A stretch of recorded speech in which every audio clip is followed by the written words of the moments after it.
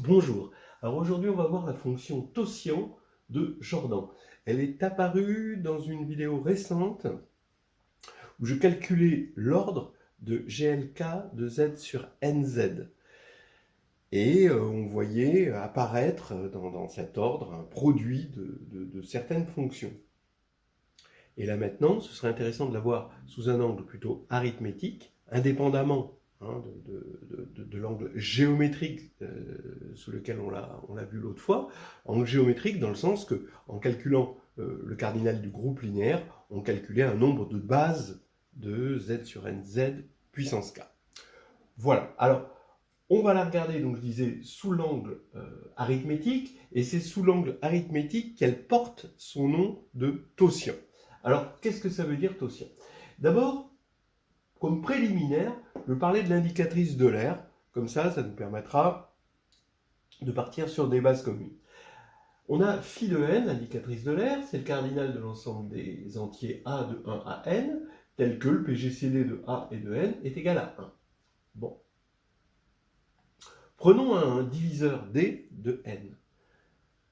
Phi de d, bon, je reprends la définition en remplaçant n par d. Bon, c'est donc le cardinal de l'ensemble des a qui vont de 1 à d, tels que a et d sont premiers entre eux, voilà, pas de problème. Donc maintenant, je vais multiplier les a de cet ensemble par n sur d. C'est possible parce que d divise n, et je vais avoir des entiers, que j'appelle encore a. Ici, ils vont se retrouver entre n sur d et n, puisque je multiplie par n sur d. Et par homogénéité du PGCD, le PGCD de a et de n, ça va être n sur d. Mais comme ici, j'impose la condition que le PGCD est égal à n sur d, j'impose finalement la condition que a est plus grand que n sur d. Voilà. Donc ce qui fait que je peux me ramener à a allant de 1 à n. Ça change rien hein, dans l'ensemble de se ramener de là à là. Voilà. Bref, je viens de démontrer que phi de d, c'était aussi le cardinal des éléments a de 1 à n, tels que le PGCD de a et de n est égal à n sur d. Bien. Alors maintenant, je vais faire un petit détour par la convolution de Dirichlet. La convolution de Dirichlet, c'est une opération sur les fonctions arithmétiques, c'est-à-dire les fonctions sur n étoiles. Et on a f étoile g, la loi c'est étoile, c'est la somme des d divisant n de f de d, g de n sur d. Les gens qui connaissent la convolution des fonctions sur R, hein, ça doit leur dire quelque chose. Sauf que ça s'écrit avec une intégrale. Bien. C'est une opération qui est bien définie, évidemment, qui est associative, ça c'est très facile à voir, qui a un élément neutre aussi, c'est l'application qui à 1 donne 1, et à n différent de 1 donne 0. Hein. Voilà, c'est très facile à voir. Et avec la convolution de Dirichlet, apparaît naturellement la fonction de Möbius, mu. Mu de n, c'est moins 1 puissance k si n est produit de k nombres premiers de z2 distincts, k pouvant être égal à 0, hein, donc ici où ça ferait n égale 1, voilà. Et si dès qu'il y a une multiplicité, ça fait mu de n égale 0. Et le grand intérêt de cette fonction mu, c'est de vérifier que c'est l'inverse de la fonction constante égale à 1 pour la convolution de Dirichlet. Bien. Ce qui veut dire que 1 étoile mu de n, c'est justement ce Dirac, hein, ce delta 1n, hein, qui vaut 0 si n est différent de 1, et 1 si n égale 1. Voilà, ça qu'on peut vérifier par un petit calcul. Ça a déjà été fait sur cette chaîne dans une vidéo qui s'appelle Fonction en arithmétique. Alors maintenant, j'affirme que la somme pour d divisant n de phi de d, c'est égal à n. Ah oui, parce que ça veut dire que, tout simplement que ces parties-là, ici, partitionnent l'ensemble des entiers de 1 à n.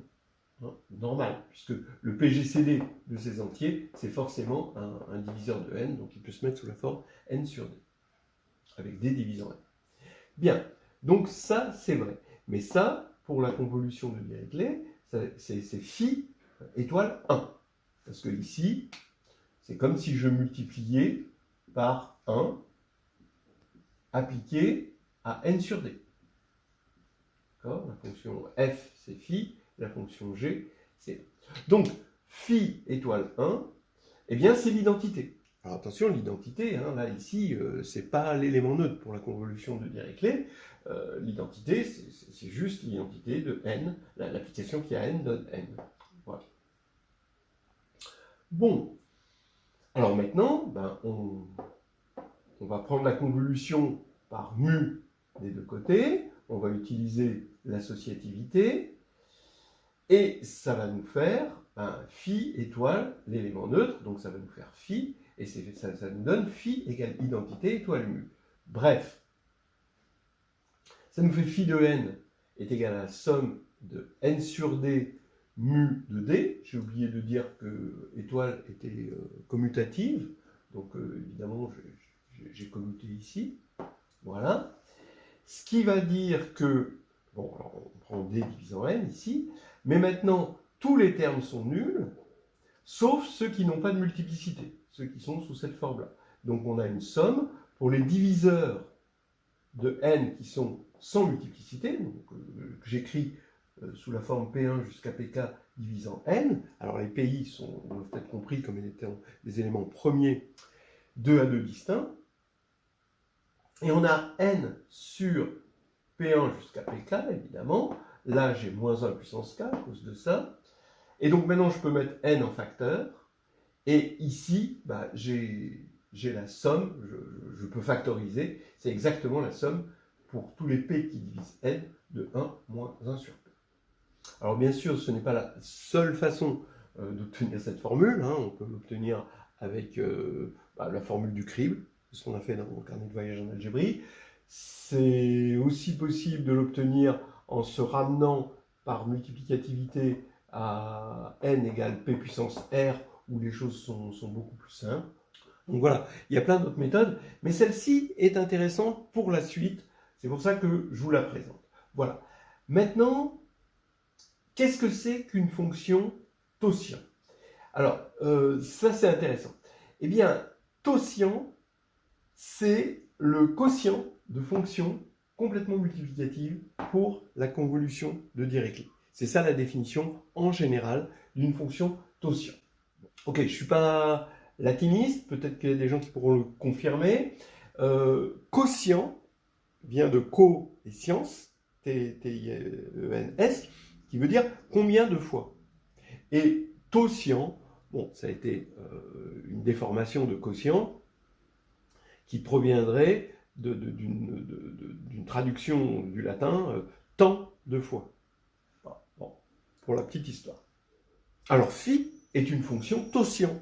Ah oui, parce que l'identité n, c'est une fonction complètement multiplicative. Alors, complètement multiplicative, c'est-à-dire f de nm égale f de n fois f de m. Que n et m soient premiers entre eux ou pas. Voilà. Et 1, c'est la fonction constante, elle est évidemment multiplicative aussi. Et on prend finalement le quotient de ces deux fonctions, donc id sur 1 finalement, phi est égal à id sur 1 pour la convolution. On prend le quotient de deux fonctions complètement multiplicatives, et c'est ça qu'en arithmétique on appelle taussian. Bien, alors on continue.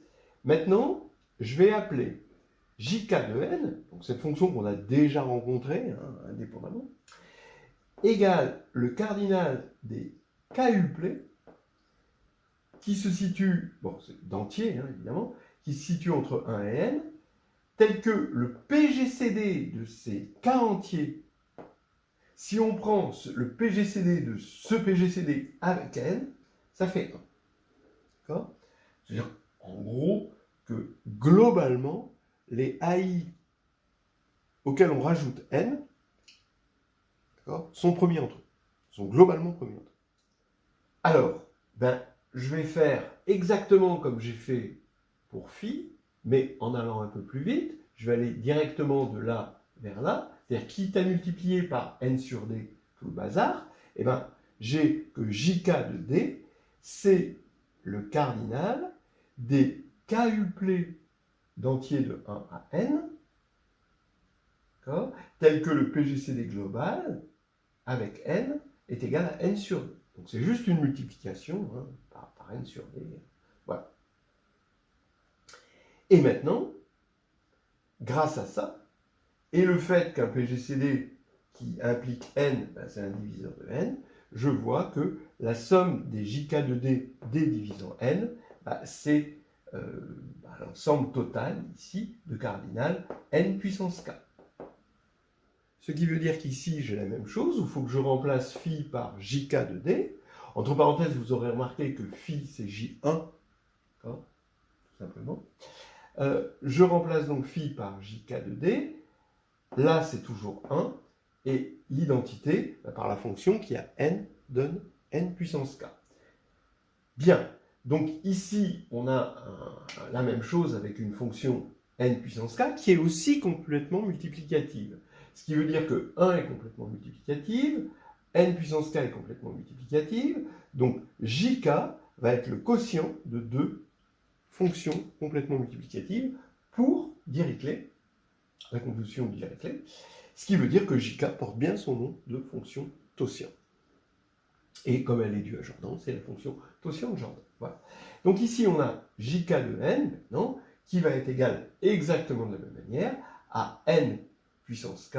Alors là, il faut juste faire attention que ici, n sur d, il faut le remplacer par n sur d puissance k. Donc ici, on a la somme des n sur tout ça puissance k. C'est là que je remarque que j'ai pris des mauvaises notations. J'aurais dû prendre s ici, voilà. Donc ici, c'est à la puissance k. D'accord? Donc, quand on va mettre en facteur n puissance k, ici, on va avoir le produit des 1 moins 1 sur p puissance k quand p divise n. Voilà donc cette fonction jk de n obtenue comme Taussien. Voilà. Alors jusqu'à présent, c'était complètement indépendant de l'autre vidéo où apparaissait cette fonction. Histoire de faire le lien, eh bien, qu'est-ce que c'est que géométriquement, on va dire, cette fonction jk de n? Eh bien, c'est le nombre de parties libres à un élément de z sur nz puissance k. Voilà. Hein, Alors pourquoi? Supposons qu'on soit dans cet ensemble. D'accord? Et maintenant, je regarde les A1 bar jusqu'à AK bar dans Z sur N puissance K. Alors j'affirme que cet élément A, il est libre dans le sens que si lambda A égale 0, alors lambda, lambda bar, c'est modulo n, c'est dans Z sur nz, fois A égale 0, alors lambda égale 0. Alors pourquoi? Oui, parce que j'ai bien pris soin de prendre le PGCD ici est égal à 1. Donc lambda bar A est égal à 0, ça veut dire que n divise tous les lambda AI, sûr, parce qu'on est dans Z sur nz, je remonte dans Z. Hein. Par la propriété du PGCD, la propriété d'homogénéité du PGCD, donc ça veut dire que n divise le PGCD des lambda de AI, donc lambda PGCD de AI, donc lambda, voilà, et donc ça veut dire que lambda bar égale 0. Donc on a bien l'idée d'une partie. Et maintenant, réciproquement, par la contraposée, hein, je suppose que ça c'est différent de 1, donc il existe un P premier qui divise le PGCD global de AI et de N, donc N sur P est un entier, il est non nul modulo N, et quand on va multiplier ici, comme tous les AI sont des multiples de P, il va y avoir simplification, et donc on aura 0 là. Voilà. Ce qui veut dire quoi? Ce qui veut dire que jk de n, c'est bien le nombre de parties libres qu'on va avoir dans z sur nz puissance 4. Et ce qu'on avait vu dans l'autre vidéo, c'est que en prenant le produit des J, on va dire S puissance N, où S va de 1 à K, alors, en multipliant par une certaine constante, on obtenait le cardinal du groupe GLK de Z sur NZ. Voilà. Ce qui veut dire en quelque sorte qu'on a, on a les deux extrêmes, c'est-à-dire les parties libres à un élément, ici, et quand on fait tout le produit, les parties libres à K éléments, c'est-à-dire les bases, ici. Hein, GLN, GLK, ça regarde les bases. Donc, en fait, on peut se douter hein, que le produit partiel de JS de N, ça va compter les parties libres à M éléments. Voilà. Mais quand même, c'est un petit peu difficile avec ces histoires de parties libres et il faut faire très attention.